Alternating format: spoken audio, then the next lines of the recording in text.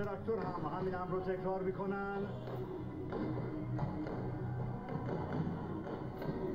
جاتون تشکر کنم از تمامی همکارانم که در پخش زنده این مسابقه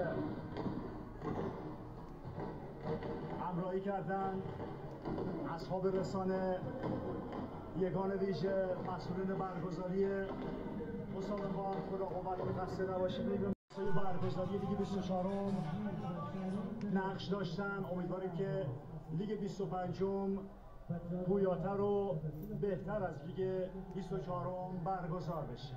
جمعیت آقایان که با هم خالصانه زحمت میکشن در گرما و در آفتاب چند روز این فضای قشنگ برای شما بالای سر برد و امیرحسین زاده با 14 گل آقای گل لیگ ما شد.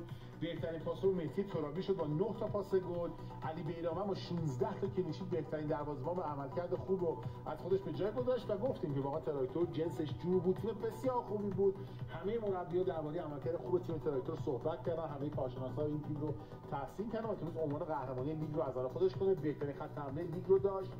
بعد از گلگهر آقای مهدی تارتا مستحکم‌ترین خط دفاعی لیگ رو داشت. این دومین خط دفاعی محکم لیگ برای تیم تراکتور بود و تونست با امتیاز 68 عنوان قهرمانی لیگ کشورمون رو از آن خودش بکنه. فردانان علی بیرامه که اونجا هستن و جام بالای سر میبرن، شیری هم که اونجا هست شب کنار ما هستن که درباره لیگ و تراکتور و اتفاقاتی که امسال در مسابقات فوتبال کشورمون لیگمون رقم خورده حتما با این کارشناسا صحبت خواهیم کرد و همراهشون خواهیم بود. آقای مظفری دیدم که اونجا حضور دارن و دیگر بازیکنان تیم فوتبال تراکتور که یک بار دیگه حرکت به عنوان قهرمانی لیگ رو به تیم فوتبال بگو. فکر کنم فصل عجیب غریبی بود دیگه.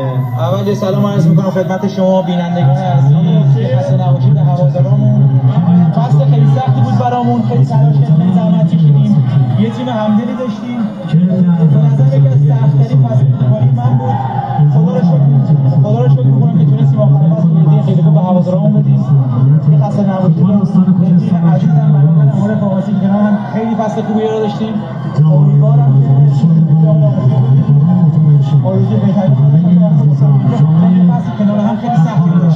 قراره بره شجاع که اینجوری داره. آره فینالمونه. عارف به من گل داده که میمونم. اونم برگشت با خودشه. به من گل داده که میمونم. به نظرم الان باید جواب عارف رو داشته باشیم. 50% سلام عرض ادب، خیلی ممنون، مرسی. یه خسته نباشید میگم به کل مجموعه عوامل باشگاه. خیلی خوشحالم که امروز تقدیمش میکنم به خانواده‌هامون، هوادارامون. امیدوارم Coach of Sepaka said good night like he gave us pressure before one match and he didn't know that we are mentally strong and finally I wasted the moment to finish this. Everyone, here is Traktor.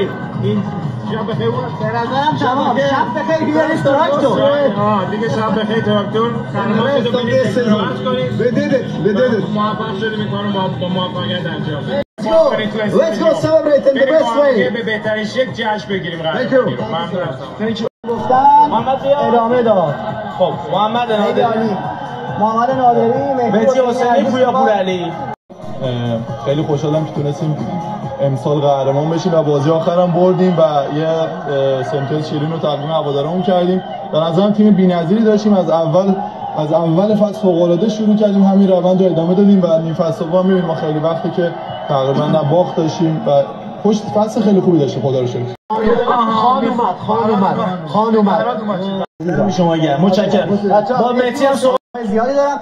میخوام مصاحبه رو با یه جمله شروع کنم که خودت تا آخرش به روزی که قهرمانیتون تو قزوین قطعی شد گفتی اشکامو نگه داشتم واسه روزی که جام میبریم بالا سرمون.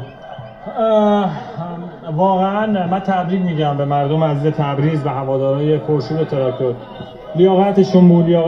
مبارکتون باشه و انشالله که سالهای سال این قهرمانی تمام داشته باشه و من خیلی خوشحالم که اینقدر یه سال خیلی سخت پشت سر گذروندیم با همه بچه‌ها، کادر فنی و مدیریت باشگاه و از آقای زینوزی تشکر میکنم که واقعا همه جوره حمایت کرد بچه‌ها رو و امیدوارم که سالهای سال این قهرمانی تداوم داشته باشه واسه مردم خونگرم تبریز. خیلی خوشحالم که اینجام و خوشحالم که ما فکر کنم فردا این بچه‌ها همه انرژیشون رو گذاشتن واسه فردا. چون فردا یه روزیه که به نظر من مردم تبریز منتظرن و یه روزی رو میخوان جشن بگیرن که واقعا معروفه به جمعه سیاه.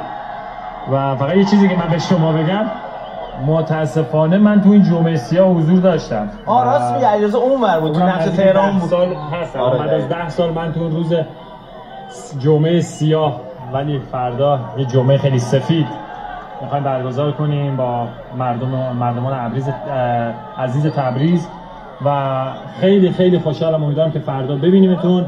خیلی دوستتون دارم. تبریک به همه مردم تبریز. متشکرم. خیلی عالی. فکر کنم از علیرضا زیاد داره نمیخواست بزنه. ممنون برام دیگه اگه خواهی کنیم تشکر کنم هم از